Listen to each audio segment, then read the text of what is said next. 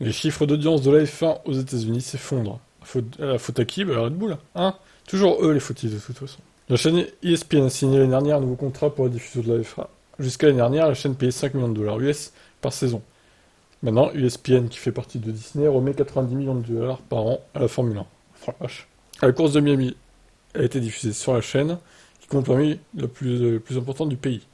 L'année dernière, cette course sur ABC, donc ABC aussi cette année, hein, a été regardée par 2,6 millions de personnes, la plus grande audience américaine jamais enregistrée pour de la F1. Cette année, les spectateurs ont été nettement moins nombreux.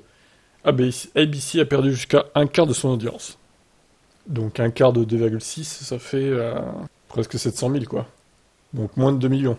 Selon le journal américain New York Times, ça peut s'expliquer par le fait que le spectacle est plus terne que d'habitude. Oui. Il y a cependant des points positifs. Une autre analyse des chiffres d'audience montre que si les habitants des grandes villes abandonnent le plus souvent dans les zones plus rurales, l'intérêt pour le sport est en augmentation. La Caroline du Nord, berceau de la NASCAR, et l'Oklahoma, par exemple, accueillent de nombreux téléspectateurs en F1. Très bien. Écoutez, voilà.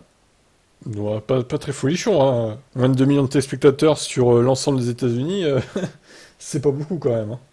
Bon, Dominique Caillé en sueur. Allez, ciao.